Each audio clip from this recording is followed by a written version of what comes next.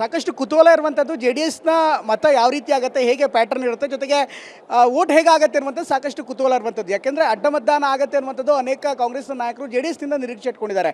Of course J D ಎಸ್ನ ನಾಯಕರು ಕೂಡ ಕಾಂಗ್ರೆಸ್ನವರು ವೋಟ್ ಹಾಕ್ಬೋದು ಅಂತ ನಿರೀಕ್ಷೆ ಇಟ್ಕೊಂಡಿದ್ದಾರೆ. 18 ಮತಗಳಲ್ಲಿ ಎಷ್ಟು ಮತಗಳು ಜೆ ಡಿ ಎಸ್ ಪರವಾಗಿ ಬೀಳುತ್ತೆ ಅನ್ನುವಂಥದ್ದು ಒಂದು ಸಹಜವಾದಂಥ ಕುತೂಹಲ. ಈಗಾಗಲೇ ಜಿ ಟಿ ದೇವೇಗೌಡರು ಪಕ್ಷದಿಂದ ಒಂದು ಅಂತರವನ್ನು ಕಾಯ್ದುಕೊಂಡಿದ್ದಾರೆ. ಇದರ ಜೊತೆಗೆ ಬೇರೆ ಬೇರೆ ಶಾಸಕರ ಹೆಸರುಗಳು ಕೂಡ, ಅಂದರೆ ಹನೂರು ಮಂಜುನಾಥ್ ಇರ್ಬೋದು, ಕರಿಯಮ್ಮ ಇರ್ಬೋದು, ಇವರೆಲ್ಲ ಹೆಸರುಗಳು ಕೂಡ ಅಲ್ಲಿ ತೇಲಿ ಬಂದಿತ್ತು.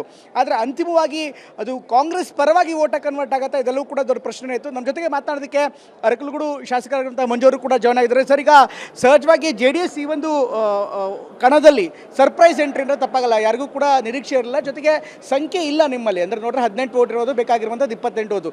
ಅದರಿಂದ ಬಿ ಜೆ ಪಿಯವರು ನಿಮಗೆ ಬೆಂಬಲ ಕೊಟ್ಟರು, 5-6 ವೋಟರು. ಜೊತೆಗೆ ನಿಮ್ಮಲ್ಲೂ ಕೂಡ ಸಾಕಷ್ಟು ಮತ ವಿಭಜನೆ ಆಗುವಂಥದ್ದು, ಅಡ್ಡ ಮತದಾನದ ಆತಂಕ ಇದೆ.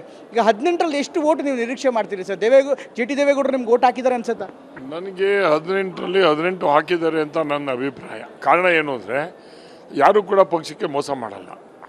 ಬೇಸಿಕಲಿ ಅವರು ವೈಯಕ್ತಿಕವಾದ ಡಿಫ್ರೆನ್ಸ್ ಆಫ್ ಒಪಿನಿಯನ್ ಏನೇ ಬಂದಿರ್ಬೋದು, ಚುನಾವಣೆ ಬಂದಾಗ ದೇ ಡೋಂಟ್ ವಾಂಟ್. ಯಾಕೆಂದರೆ ನಮ್ಮ ಪೊಲಿಟಿಕಲ್ ಫ್ಯೂಚರ್ ಅದರಲ್ಲಿ ಇನ್ವಾಲ್ವ್ ಆಗಿರ್ತದೆ. ಒಂಚೂರು ವ್ಯತ್ಯಾಸ ಆದರೆ ಅವರು ಏನೇನು ಆಗ್ತಾರೆ ಅನ್ನೋದ್ರ ಬಗ್ಗೆ ಅವರು ಯೋಚನೆ ಮಾಡಬೇಕಾಗ್ತದೆ. ಬಹುಶಃ ಅದಾಗಲ್ಲ. ನಮ್ಮದು NDA votes, B J P votes, excess of votes ಏನಿದೆ ಆ ವೋಟ್ಸ್ ನಮಗೆ ಬಂದರೆ 18 ಪ್ಲಸ್ 7 ಏನೋ ಬರಬೇಕು. ಅದಾದರೆ 18, 7, 25 ಆಗ್ತವೆ. ನಾವು 5th ಕ್ಯಾಂಡಿಡೇಟ್ಗಿಂತ ಹೆಚ್ಚು ವೋಟನ್ನು ನಾವು ಪಡ್ಕೋಬೇಕು.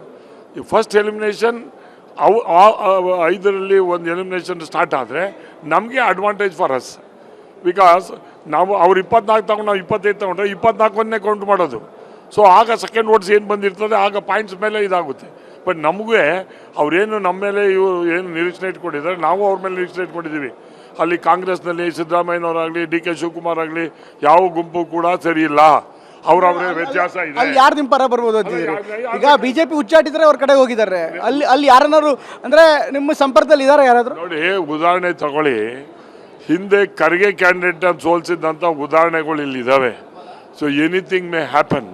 Wait and see, watch. Sir, ಕೊನೆಯದಾಗಿ ಜೆ ಡಿ ಎಸ್ನಲ್ಲಿ ಈಗ ಹನೂರು ಮಂಜುನಾಥ್ ಇರ್ಬೋದು, ಬೇರೆ ಬೇರೆಯವ್ರ ಹೆಸರುಗಳು ಕೂಡ ಕೇಳಿಬಂದಿತ್ತು, ಅಂದರೆ ಸ್ವಲ್ಪ ಅಂತರ ಕಾಯ್ಕೋತಿದ್ದಾರೆ ಅಂತ.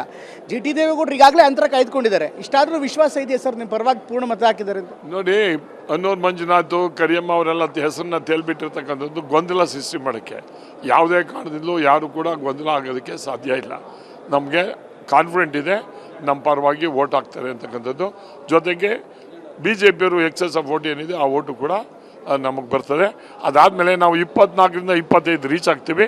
ಅವ್ರು ಫಸ್ಟ್ ಔಟ್ ಯಾಕೆ ಕಡಿಮೆ ಆಗ್ತದೆ ಅಂದರೆ, ಅವ್ರು ಎಲ್ಲರೂ 30 ವೋಟ್ ಹಾಕ್ಕೊಂಡಿದ್ದಾರೆ. 30 ವೋಟ್ ಹಾಕ್ಕೊಂಡಿರೋದ್ರಿಂದ 3, 4, 12, 120 ಆಗೋಯ್ತು. ಸೊ ಇನ್ನು 20 ವೋಟ್ ಮಾತ್ರ ಅವರು 240, ಇನ್ಕ್ಲೂಡಿಂಗ್ ಬಿ ಜೆ ಪಿಯಿಂದ ಹೋಗಿರ್ತಕ್ಕಂಥವ್ರೆಲ್ಲ ಸೇರಿ. ಸೊ ಆಗ ನಾವು 24, 25 ವೋಟು ನಾವು ಫಸ್ಟ್ ತಗೊಂಡ್ರೆ ಆ elimination process for them is start first. So ಅದಾದಾಗ ಪಾಯಿಂಟ್ಸ್ ಮೇಲೆ ಏನಾಗುತ್ತೆ ಏನು ಅನ್ನೋದ್ರ ಮೇಲೆ ತೀರ್ಮಾನ ಆಗುತ್ತೆ. ಥ್ಯಾಂಕ್ ಯು, ಧನ್ಯವಾದ. ಇದಿಷ್ಟು ಮಂಜುನಾಥ್ ಅವರು ಹೇಳ್ತಾ ಇರುವಂಥದ್ದು. ಅಂದರೆ ಈಗಾಗಲೇ ನಮಗೆ ನಮ್ಮ ಸಂಖ್ಯೆ ಮೇಲೆ ನಂಬಿಕೆ ಇದೆ. ಜೊತೆಗೆ ಎಲಿಮಿನೇಷನ್ ರೌಂಡ್ ಬಂದರೆ ಈಗಾಗಲೇ ಕಾಂಗ್ರೆಸ್ ಎಕ್ಸಸ್ ಮತಗಳನ್ನು, ಅಂದರೆ ಹೆಚ್ಚುವರಿ ಮತಗಳನ್ನು ಅವರ 4 ಅಭ್ಯರ್ಥಿಗಳಿಗೆ ಹಾಕ್ಕೊಂಡಿದ್ದಾರೆ. ಹೀಗಾಗಿ 5ನೇ ಅಭ್ಯರ್ಥಿ ಎಲಿಮಿನೇಷನಲ್ಲಿ ಅವರಿಗೆ ಸಂಕಷ್ಟ ಆಗ್ಬೋದು ಅನ್ನುವಂಥ ನಿರೀಕ್ಷೆಯಲ್ಲಿ ಜನತಾದಳ ಇದೆ. ಬಟ್ ಅಂತಿಮವಾಗಿ ಇವತ್ತು ಸಂಜೆ ಅಷ್ಟೊತ್ತಲ್ಲಿ ಒಂದು ಕ್ಲಾರಿಟಿ ಸಿಗುತ್ತೆ. 18ರಲ್ಲಿ ಎಷ್ಟು ವೋಟ್ ಅವ್ರ ಕಡೆಗೆ ಬಂದಿದೆ, ಜೊತೆಗೆ ಕಾಂಗ್ರೆಸ್ಸಿಂದ ಜೆ ಡಿ ಎಸ್ಗೆ ಏನಾದ್ರು ವೋಟ್ ಆಗಿದೆಯಾ, ಕಾದು ನೋಡಬೇಕಾಗುತ್ತೆ.